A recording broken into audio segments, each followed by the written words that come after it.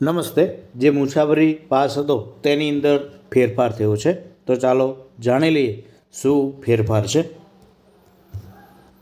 તો અહીં પરિપત્ર કરવામાં આવ્યો છે કે નિગમની બસોમાં મુસાફરી કરતા રોજિંદા મુસાફરોને બસ ભાડામાં રાહત દરે પાસ આપવા અંગેની યોજનાઓમાં સુધારો કરવા બાબત.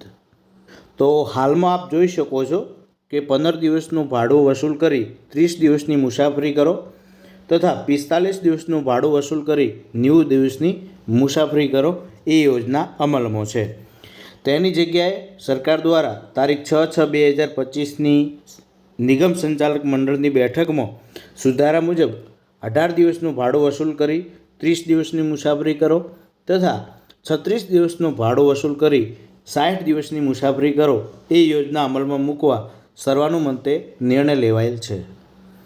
તો મુસાફરી પાસ માટે આપ નિગમની જે GSRTC.in, passgsrtc.in અથવા તો મોબાઈલ એપ્લિકેશન ઉપર આપ ઓનલાઈન અરજી કરી શકો છો. અહીં બીજી મહત્ત્વની બાબત છે કે મુસાફર દ્વારા એડવાન્સમાં પાસ કઢાવવાનો આવે ત્યારે જૂના પાસની વેલિડિટી પૂર્ણ ન થઈ હોય તેવા કિસ્સામાં મુસાફરને જૂનો પાસની તારીખે પૂરો થયા બાદ જમા કરાવવાની શરતે જૂનો પાસ પૂરો થયા બાદની તારીખનો પાસ રિન્યૂ કરી શકાશે. જેની અંદર જનરલ સૂચનાઓ છે કે પ્રત્યેક નવા આઈ કાર્ડ દીઠ મુસાફર પાસેથી ₹20 વસૂલ કરવાના રહેશે. નવા આઈ કાર્ડની 7 વર્ષની મુદત રહેશે. ભવિષ્યમાં ડિજિટલી સ્માર્ટ કાર્ડ યોજના અનુસાર જે ચાર્જ નક્કી થાય તે વસૂલ કરવાનો રહેશે.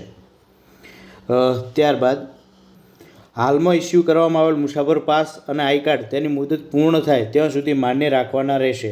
આ અંગે મુસાફર સાથે કંડક્ટર તથા નિગમના કર્મચારી દ્વારા કોઈપણ પ્રકારનો વાદ વિવાદ કરવાનો રહેશે નહીં. તો આ પ્રકારની માહિતી હતી. તો સરકાર દ્વારા નિર્ણય લેવામાં આવ્યો છે એ બાબતે આપનું શું કહેવું છે એ કોમેન્ટ બોક્સમાં જણાવતા રહેજો. Thank you. આભાર.